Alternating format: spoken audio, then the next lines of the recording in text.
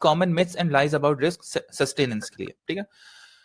These are false beliefs that weaken faith and responsibility. आपकी जो जिम्मेदारी होती है और आपका जो ईमान होता है उसको ये कमजोर कर देता है, ये बोल के कि रिस्क ओनली मीन्स मनी. तो अपने दिमागों में आज से ये हटा दो कि लोगों के पास अगर मैं पैसा देखूंगा तो मुझे समझ में आएगा कि हाँ उसको रिस्क मिल रहा है. नहीं, अगर आपके पास सेहत है, अम्मा अब्बा है आपके पास, और आपके पास अच्छी बेगम है, अच्छे औलाद है, अच्छा घर है छोटा सा, एक अच्छी सी छत है, आप सांस ले पा रहे हो, ये सब की सब चीजें रिस्क में इन्वॉल्व होती हैं. अच्छा, false. Risk includes health, piece, knowledge, family, बरका एंड अपॉर्चुनिटीज. और इसके अलावा और बहुत सारी चीजें और भी होती हैं, हम लोग उसके अंदर और जाते रहेंगे.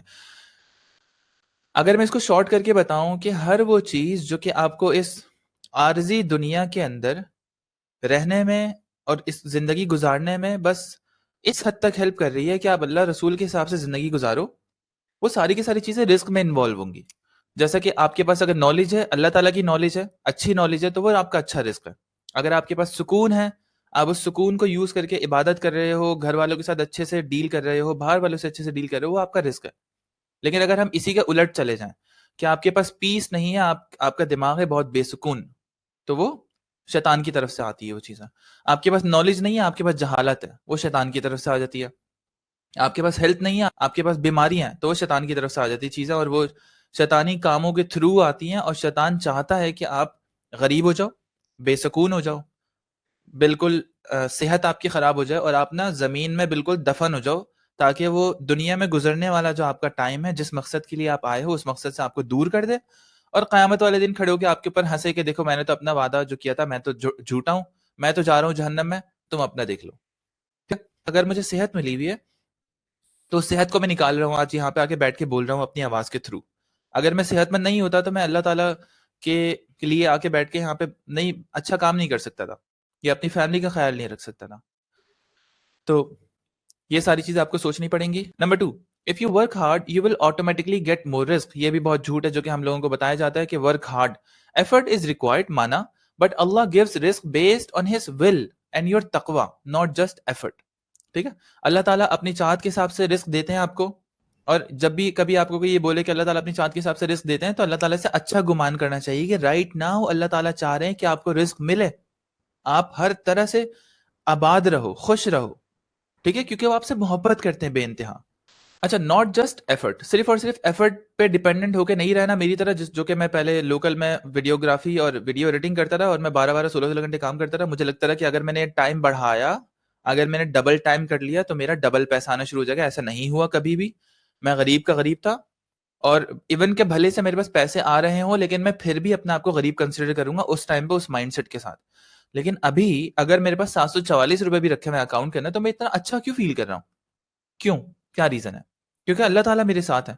मेरे पास पैसों की कोई कमी नहीं है, मुझे पैसा नजर आ रहा है पूरी दुनिया में हर जगह के, भाई रब्बुल मशरिकैन और रब्बुल मगरिबैन मेरे साथ है, और मुझे जो चाहिए होगा ना वो मुझे देगा. मुझे जो खाना होगा, जो पीना होगा, कहीं जाना होगा, मुझे सब कुछ वो करवा रहा होता है. ये सब चीजें पैसे से नहीं होती, ये सब चीजें लोगों से नहीं होती. मुझे अगर हिफाजत चाहिए, तो मैं सबसे पहली थॉट ये नहीं बोलूंगा कि वो बंदा मेरी हिफाजत करेगा, वो बंदा उसका नेटवर्क बहुत बड़ा है, उसके पास जराए बहुत बड़े हैं, वो मेरी हिफाजत के लिए आएगा. नहीं, वो कुछ भी नहीं कर सकता. लोग बहुत ज्यादा कनेक्शंस और पैसा वैसा बनाते हैं सब कुछ, और ये सोच के चल रहे होते हैं कि हाँ भाई वो आसमान में उड़ेंगे समथिंग, और बहुत सारे लोग इस तरह से सोच रहे होते होंगे, इवन कि मैं भी सोच रहा. लेकिन जब अब मैंने देखा कि यार बजाय इसके कि अगर वो अल्लाह पाक को अपनी हिफाजत के लिए बुला लें, तो अल्लाह पाक जब हिफाजत करेंगे तो फिर वो अलग ही लेवल की हिफाजत होती है. आप नहीं, उससे आप कुछ भी नहीं कर सकते उसके आगे. आपका दिल का हाल चेंज कर देते हैं वो, जमीन धंस जाएगी आपके लिए. आपको आपकी हिफाजत, जैसे कि आप सल्लल्लाहु अलैहि वसल्लम के पास कुफार या जो भी मुशरिकीन आते थे उनके ऊपर हमला करने के लिए, तो उन्हें उनके पीछे खड़ा हुआ एक बहुत बड़ा फरिश्ता नजर आता था कि यार अगर आज मैं यहाँ से नहीं हटा ना, तो ये फरिश्ता मुझे मार देगा. तो अल्लाह ताला तो हिफाजत के लिए कुछ भी कर सकते हैं. वो आपकी आंखें बंद कर देंगे, किसी को, आपके दुश्मनों को अंधा कर देंगे, दुश्मनों को आपको लंगड़ा कर देंगे, उनकी मर्जी, वो जिस तरह से भी हिफाजत करें. लेकिन हम लोग जब ये अपने दिमाग चलाते हैं ना कि मैं 1 करोड़ कमा के सेविंग करके फला बंदे को पैसे खिला के, ये जो जितने भी इदारे हैं हमारे सिक्योरिटी वाले, उनको अपने कब्जे में करके अपनी हिफाजत का बंदोबस्त कर लेता हूँ, तो वो बहुत बड़ी बेवकूफाना सोच होती है. ठीक है, ऐसा नहीं हो सकता. इवन कि आप बड़े से बड़े लोगों को देख लो, जब ان کے ساتھ کچھ بھی برا ہونا ہوا ہے اور اللہ تعالیٰ ان کے ساتھ اللہ تعالیٰ کی حفاظت نہیں تھی ان کے ساتھ تو وہ ان کو ہو گیا. ہم لوگ دوبارہ چلتے ہیں ٹاپک کے اوپر.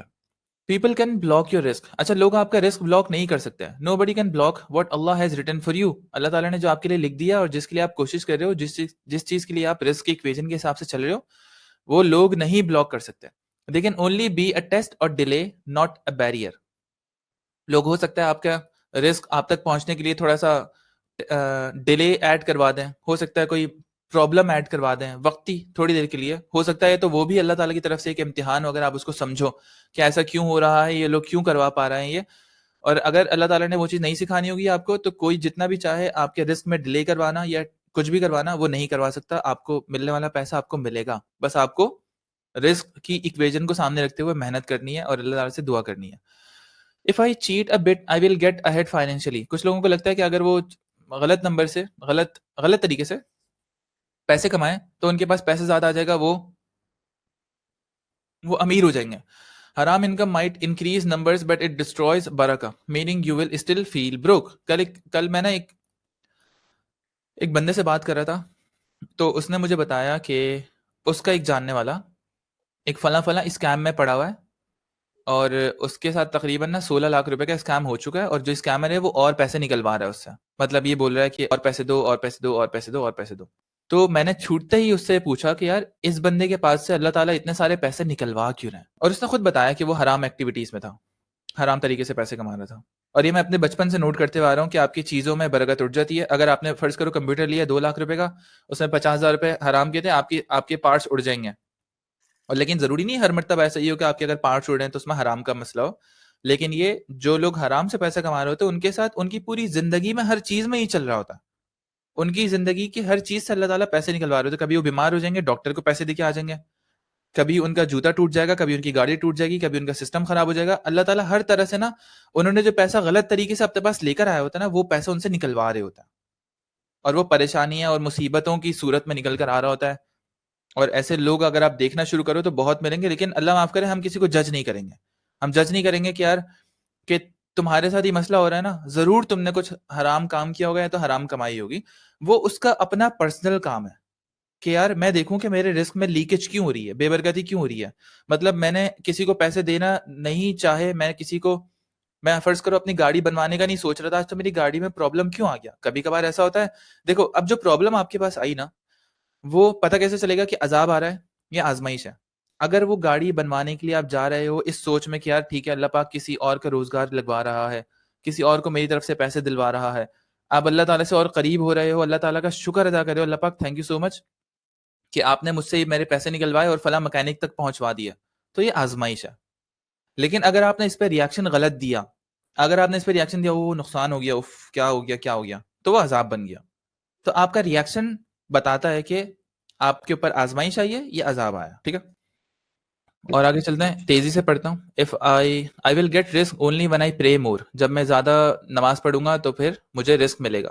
صلاح از کروشل بٹ رسک نیڈس بوتھ دعا اینڈ ایکشن. توکل is not is equals to لیزینس.